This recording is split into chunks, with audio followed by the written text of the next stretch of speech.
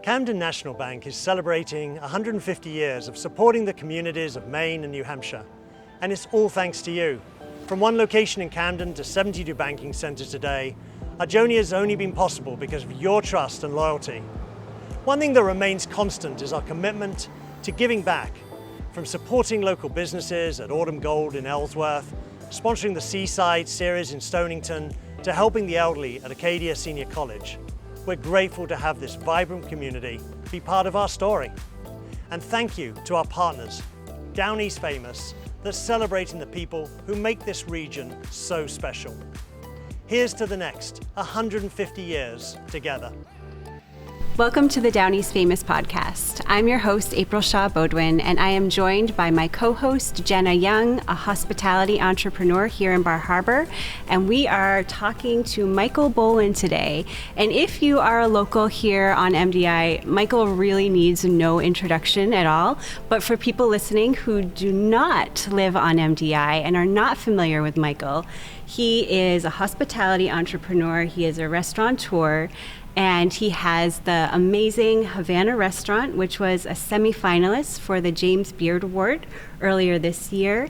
And he has Isles for Dock. He is on the board for the College of the Atlantic.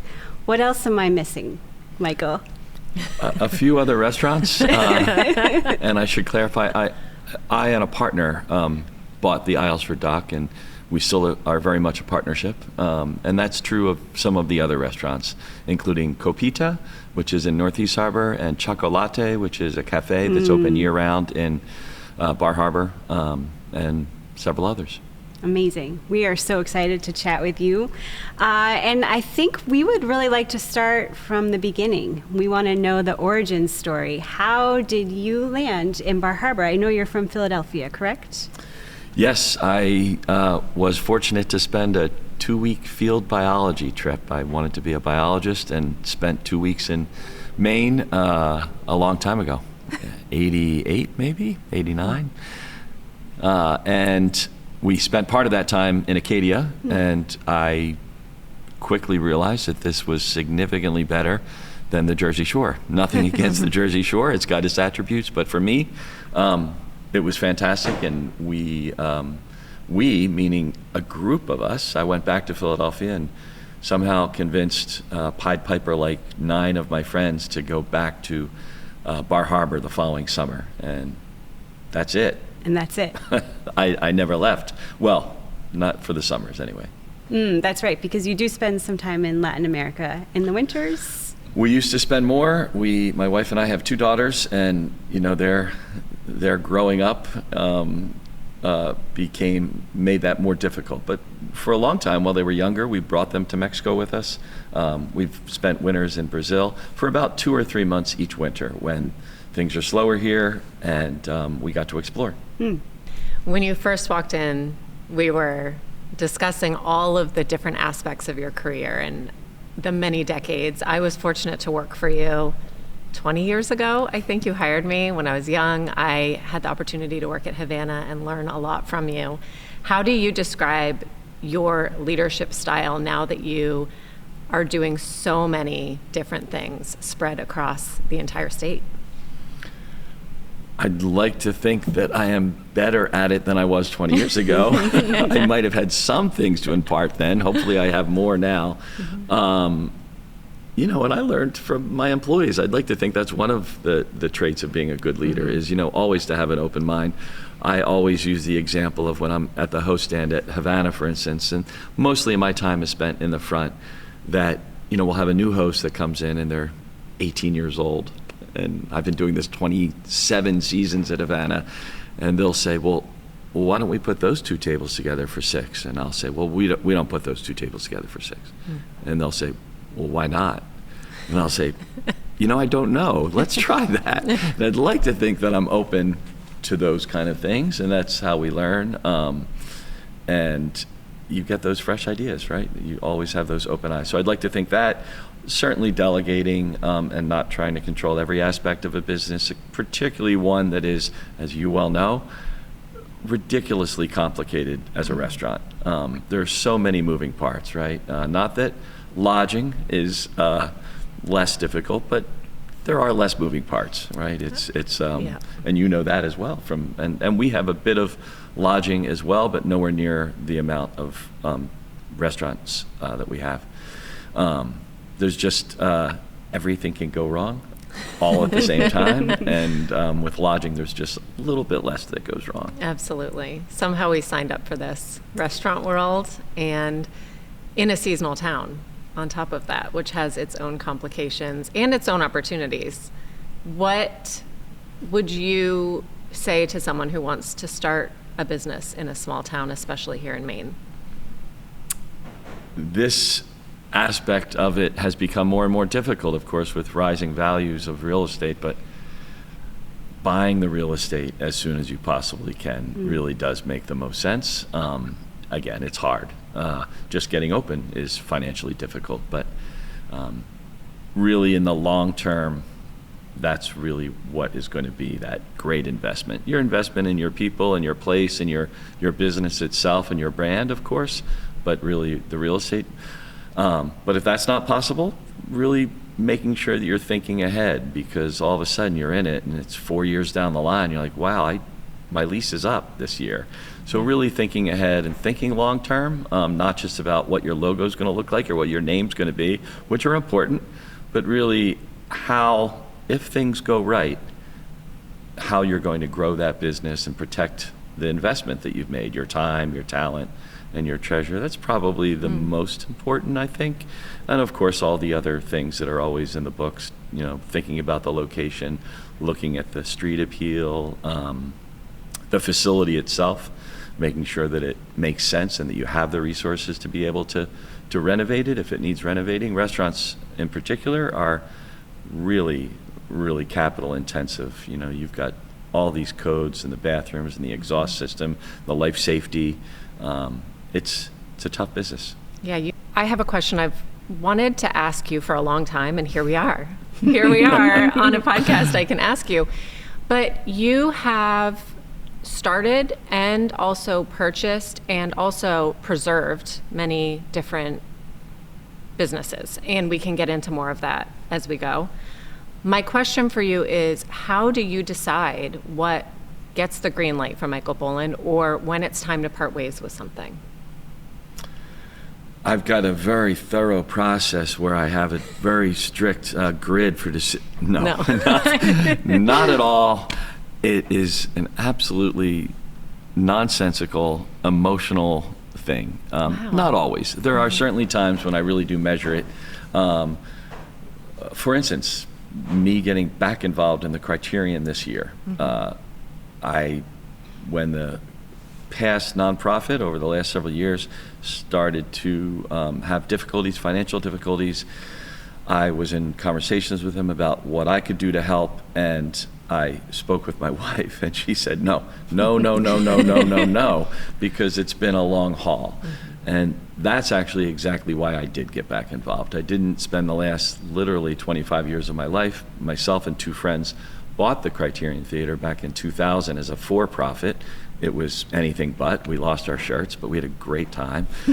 6 years and great live music during that period. But I haven't been involved in this long to give up at this point. So it really was almost a must-do. But I did try and make sure that I put some boundaries up for myself, for my financial security. Buying it again probably would not have been a good idea. So a lot of it is emotional. A lot of it does try and be, I try and be thoughtful about it. Does it make sense for our life? For instance, when we moved to or expanded to Western Maine, to Oxford County and Bethel, that was really happenstance. This was when the owners of the Sunday River Brewing Company did not follow the pandemic regulations, and it was a big old brewery right at the access road to Sunday River, right on Route 2. And we had a mutual friend that introduced us, and I ended up buying the place. A little bit emotional, but also I think a good long-term investment. And of course, I always wanted to have a brewery, so it fit in pretty well. But I wish I had a little more of a graph or a strategic decision-making plan. I think as I've aged, that has happened more. I was probably more impulsive than I should have been about certain decisions. Aisles for Dock is a great example too. My partner there really wanted to make sure that we saved the place. It was closing down. The owners that had operated it for 25 years were retiring, and no one knew whether it was going to stay open or not. It's a really special place to people, as you know, for years and years. And so I was lucky that I had a friendship with a summer resident that was financially capable for us to not worry as much about the finances of it, because if you think opening a restaurant in Bar Harbor or Ellsworth or Camden is difficult, try opening one on an island where everything has to come by boat and everything has to come off by boat.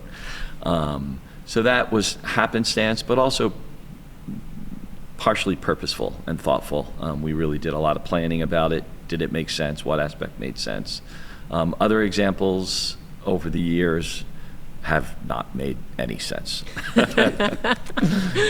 I'm sure there was a little, but it tells me that your intuition and your gut are strong after all these years, knowing what makes sense and what doesn't make sense. I'd like to think so, and certainly your emotion and your love of historic structures like mine, of preserving things, can sometimes override the common sense, but hopefully they intersect. And then, of course, there's just service to the community, which you certainly have exceeded in. And I'd like to think we've done well at it as also over the years. And not just serving on boards, but also your involvement with different businesses. You might not be as successful financially at that particular business, but if it's a business that can support itself, support year-round jobs, which was always one of the goals with the Criterion here, to create year-round jobs in the arts. And I think that we're there with the new foundation with Allison and Steve Sullins. So, how many people do work at the Criterion? Do you know?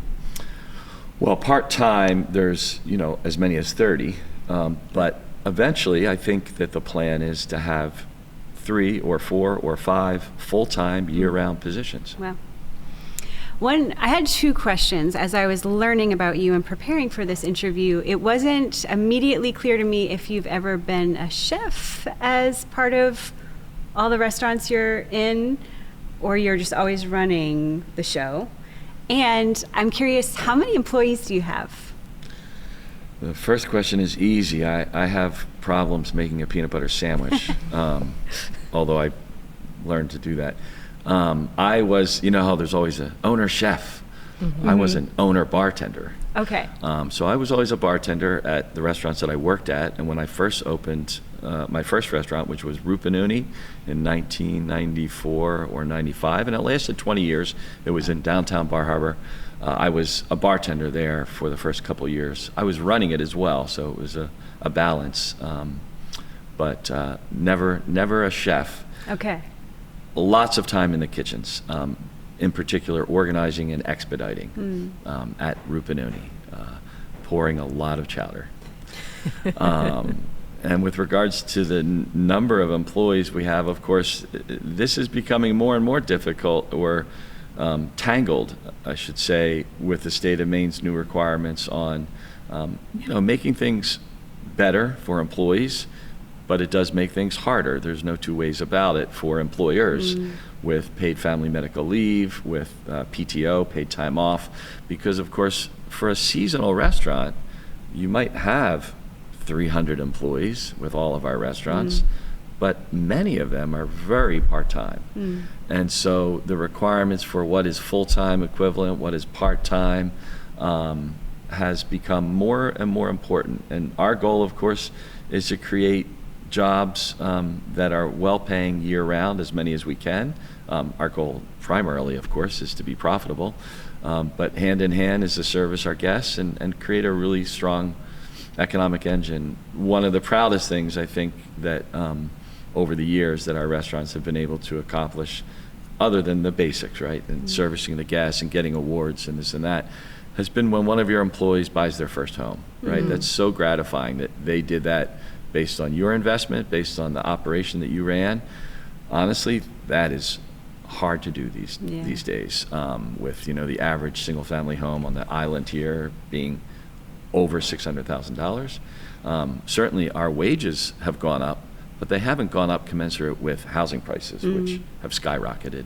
So it's really frustrating to be in that position and pay your chef or your general manager a really fair salary, I think, but then sometimes to be accused of not paying enough because they can't afford a house. Well, I don't control the housing market, and I'm paying as much as we possibly can, and it's a fair market wage for a really demanding but really well-designed job. And again, for them not to be able to afford a house is frustrating. But that has happened in the past, and I'm proud that it happened. I'd like to see it happen in the future. But for part-time employees and full-time employees total, it's slightly north of 300. For full-time employees year-round, if you include Sunday River Brewing Company, we've got around 60 full-time year-round employees that are all making what I'd like to think is a livable wage. We're always seeing how we can give the best possible wage and the best possible benefits that still make sense financially for the restaurants. Where do these people live? Because we have talked about the difficulty with housing, and especially for service-based positions for people. Where do they live? South of Bar Harbor?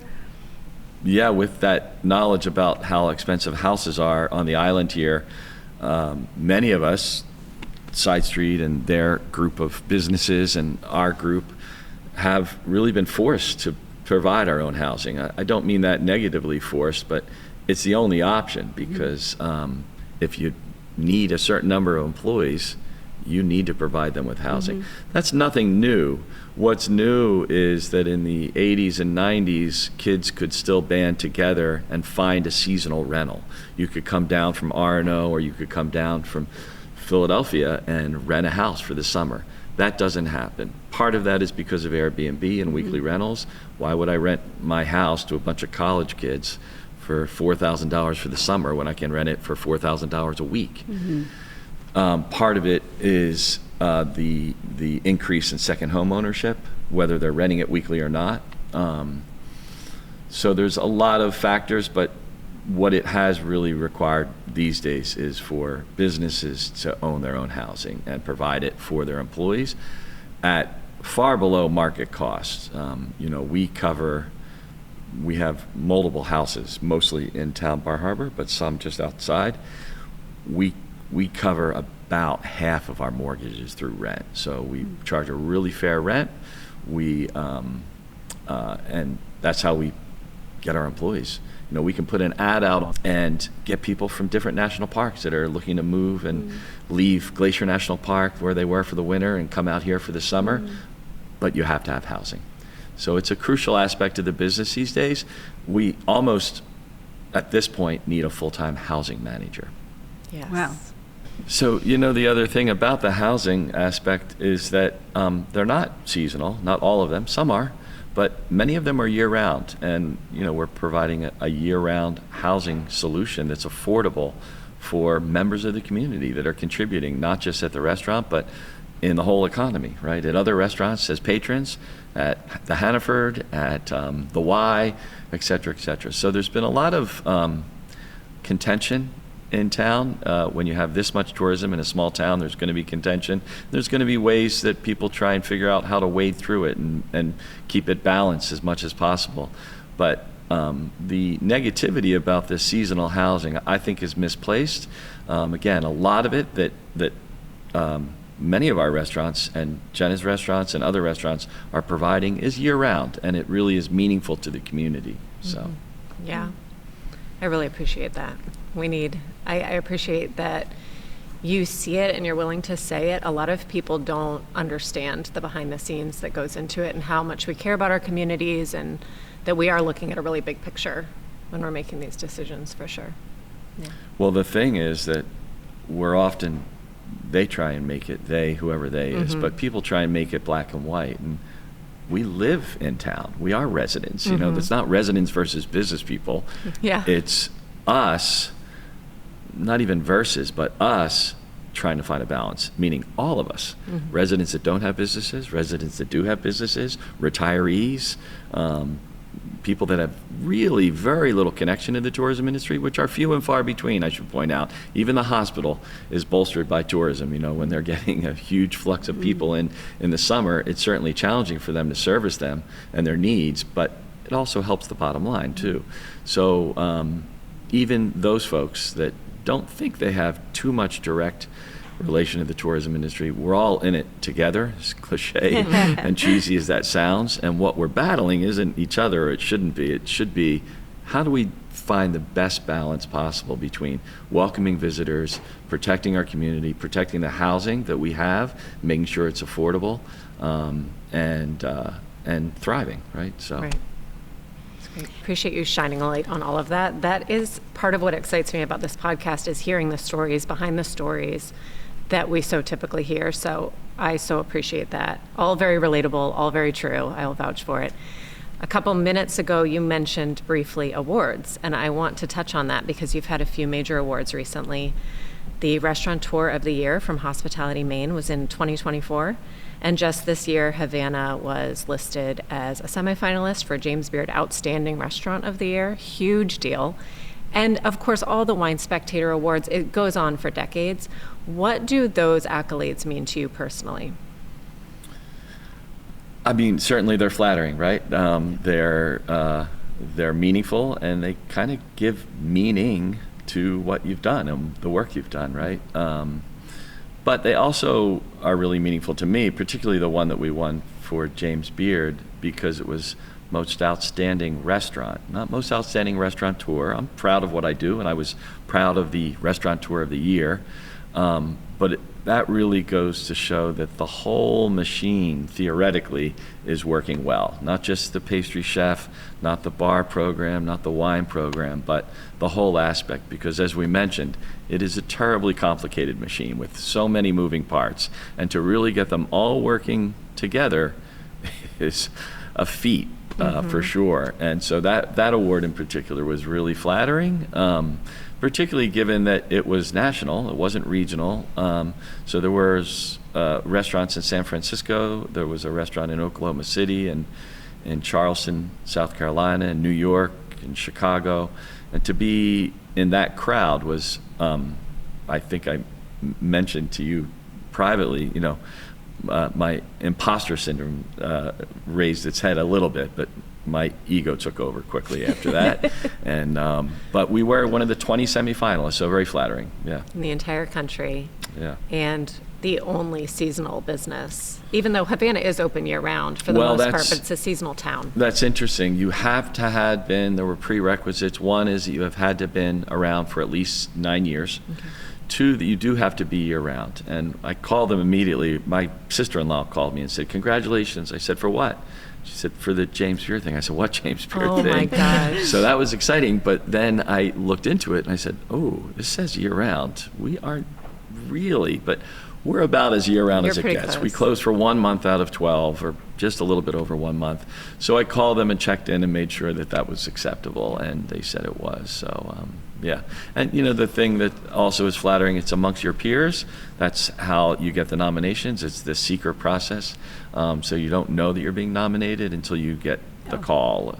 So from your sister-in-law. Yeah, from your sister-in-law. Or they hired your sister-in-law to inform you. That's right. That's right.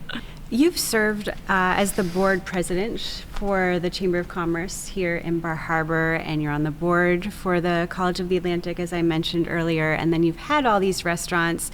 And one thing, when I was reading about you yesterday, that you talk about in a lot of interviews is that you are really good at problem solving. And I am curious, was that some natural gifting that you had? Is that something that you've really worked on a lot? Did you realize how special it was to be able to be someone that can help people, you can help even the scales a little bit? That's an interesting and great question. I appreciate it. I'd like to think I'm good at problem solving. Again, I think it goes back to really listing those things, those positives and those negatives, and then trying to balance them all out, put weight on each one. And then listening, of course, as I was saying earlier about, the new 18-year-old employee that all of a sudden has an idea, instead of shutting them down, you listen to them a little bit. No matter how crazy the idea is, to an extent. And then you put it into the matrix, the decision-making matrix, and try and I'm naturally gregarious, a natural talker, a natural thinker about things. So I guess it does come naturally. I would certainly admit that I've learned so much, right, from the people around me, from my employees, from people that I worked for. But I enjoy that aspect of it as well. I enjoy the intellectual aspect of it, that really let's think this through and talk about it and figure out the best answer. Well, we're going to shift gears for just a minute. As you know, I'm working on a book featuring the best of Downeast Maine, and really heavily centered around MDI. And so I went into Artemis Gallery a few weeks ago, and I met Diredre, and she's in the book. And a few minutes in, she mentioned that she was married to Michael Boland. And I was like, I just talked to Michael Boland. He's going to be on our podcast. But I'd like to talk a little bit about what you two have built together here in Bar Harbor and on MDI. Yeah, I would be certainly more than remiss without talking about the contributions that Diredre has made to the restaurants. And then also to our overall life here on the island. But what's been really amazing is, we were in the restaurants together. She ran Havana, I was running Rupanuni down the street, and really managed it incredibly well in a growth phase. And had a hand in all the other restaurants as well. And when we would open a restaurant, the creativity side of things. But what's really amazing is that she made the decision years ago now, maybe 12 or 13 years ago, to move on from the restaurants. We had 2 daughters at that point, one quite young, and really pursue another passion of hers, art.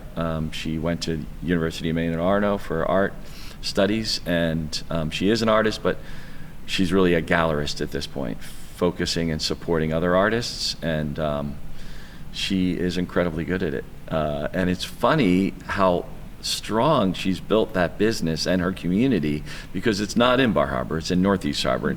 I think a lot of people from away think of Mount Desert Island as either all Bar Harbor or just one big town. But of course there's really distinct personalities on the island, and it's a big island, right? It's the third largest island on the east coast of the United States. It's about the same size as the Vineyard. And so people know the Vineyard has different towns, but I don't know if everyone always thinks of MDI having these different towns. So she's in Northeast Harbor, which is only 15 minutes down the road, but it's a very different personality.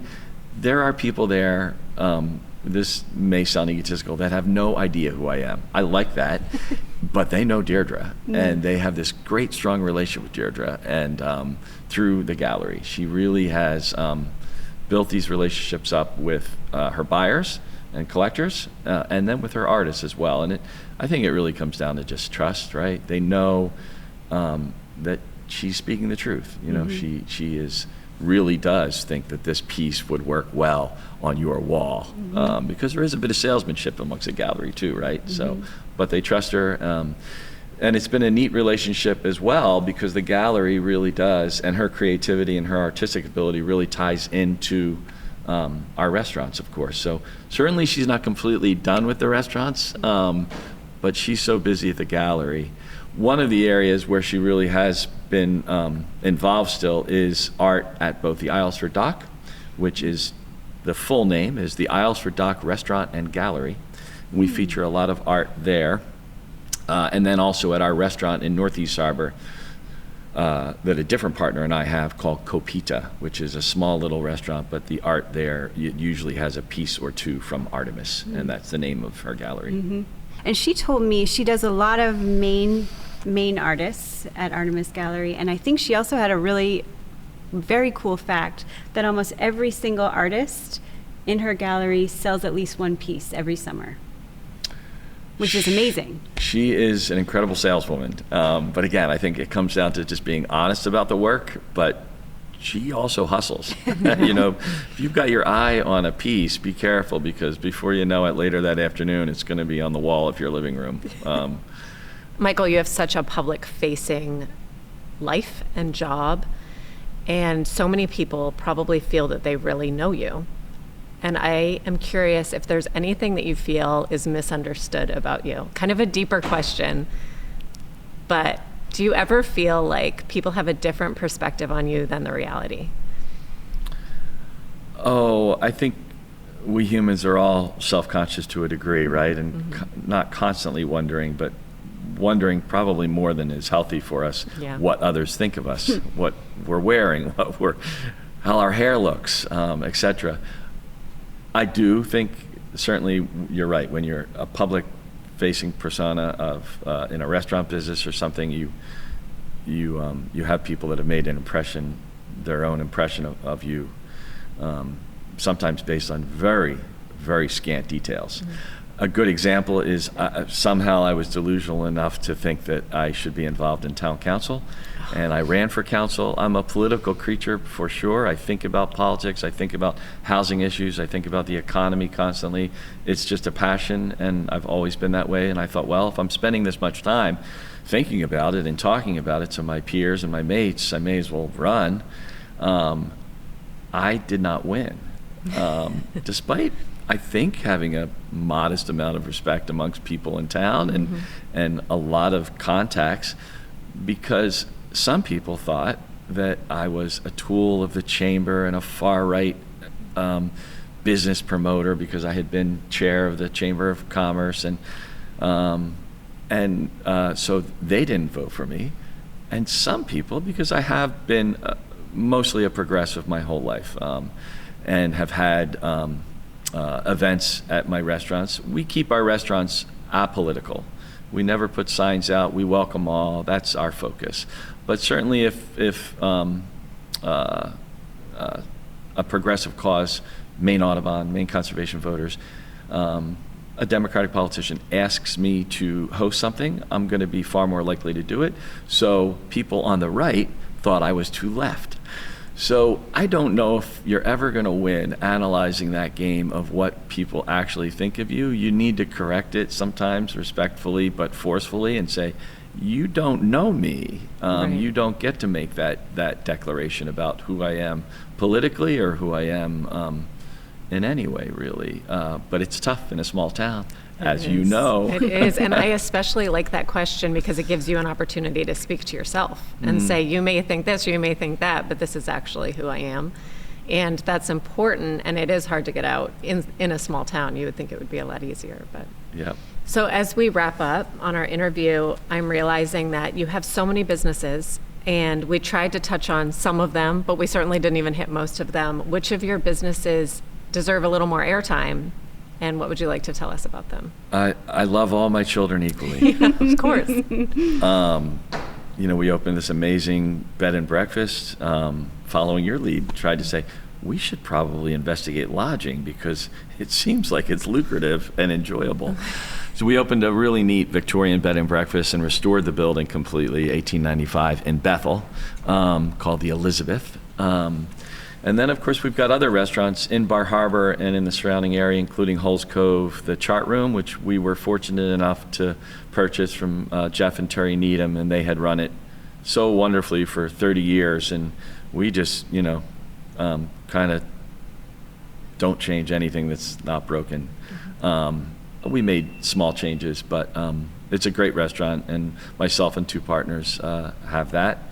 And then, again, back on Diredre, one of the things about the creativity side is when you do open a new restaurant, which is probably why I keep opening them, is you get to play these different roles, put different hats on, including architect, interior designer, and so with La Brun in particular, the French restaurant that we opened on Cottage Street 3 years ago, it was really a fun project because it was from scratch. It was very expensive, and it's going to take a long time to get a return, but it's a joyous place with big high ceilings and great rich blue walls and Great late night menu. Great late night menu, great dinner menu, great vibe. Just really it was enjoyable designing it. We thought a lot about the aspects of how people interact in this space. We did the same with Porcelli's, less so yet. That was a fairly new restaurant, an Italian restaurant on Main Street, basically across the street from Havana. And then, of course, Choco-Latte is just I love a Choco-Latte. great place that is really a community hub. And we roast all of our own coffee there. We have our own coffee roasting company called Acadia Coffee Company. You can buy it online as well, and at hopefully very soon at Hannaford, but at some other retail stores. But I love the coffee aspect because it does connect me back to my Latin American love. We found a lot of coffee growing companies and co-ops in Chiapas, the place in Mexico where we used to live, and we still buy much of our coffee from there. So that's a special place too, and special for me because I enjoy it personally. But they're all great, and the best thing about them is we have some amazing managers, and Copita is they're all so well run, but we can go away, as I did this weekend, and I'm going to go away next weekend to take my oldest daughter. We'll be down in Providence taking her to college, and I know that they're going to run well. We've got these people that are solid and care about the places as if they're their own. Well, we'd like to end with a lightning round, if you feel up for it. Ooh, okay. Okay. Just basically simple answers. First thing that comes to mind, your favorite Havana dish of all time? Easy. Paella. Paella, okay. A restaurant outside of your own that you love to visit? Ooh, more difficult. Recently, Aragosta, it was great. But overall, Side Street. Yes, obviously. There's so many. One word that describes Bar Harbor in the summer? Life. Life. How about one word in the winter for Bar Harbor? Community. I've often wondered this question. How many businesses have you owned or co-owned in your life? Oh, I don't know. I'll go with 25, maybe 30. Okay. You can Do circle you know back. I owned Opooch Taxi Cab? No. Yeah. It doesn't surprise me. Well, I had the nightclub, and we could never get anybody to pick up people that needed rides. And this guy owned this company called Opooch, O''Pooch. Yeah. Never found out why. And he had 2 Lincoln Town Cars with it. And I bought it for $5,000 simply because I needed someone to pick people up from the nightclub. Yeah.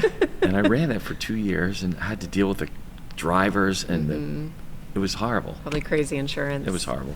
Well, that goes back to your solution focused. You saw a problem and you looked for a solution. I know you love all of your restaurant children equally. Which of your businesses excites you the most right now? That's a great question and very difficult. I might say La Brun just because it's still a fledgling, and it's got so much energy inside of it at night. But Havana still, right? It's even though it's 27 seasons old, 26 years old, I'm there every night, and it excites me every night because of the number of guests that we get in that have been coming for 27 seasons. Yeah, you can feel that when you're in there. Last lightning round question. As a world traveler, what is one underrated country that everyone should check out? Ooh, great question again. I could say Guyana, but that's just not realistic. No one's going to Guyana. Panama. Panama is a great country in Central America. I think my favorite, and it's so much cooler than Costa Rica. Yeah, thank you. Oh, sorry. That's great. No, it's okay. I just realized that. I was like, it's okay. I want to go. I want to go. That's great. Okay, let me I try bet that it again. is. Oh, I don't know. I mean, I think it is because they're just more indigenous people, and it's easier to travel around, and it's. But we love Costa Rica. I've been multiple times. No, I and get I it. will go again. I totally get it. Well, thank you so much, Michael, for joining us on the podcast today. It has been so great to learn more about you and all of your businesses. And for people who want to know even more about you, where can they go online to find out? I don't know about that. I guess they could just go to Havana, and there's a brief bio there. But there's a lot of press, I think, on Havana Maine. There's some press on Havana and press elsewhere, but yeah. People can find you. Google. They can find me. Yeah. Google Michael Boland. Thanks. Thank you. Thank you. It's been enjoyable.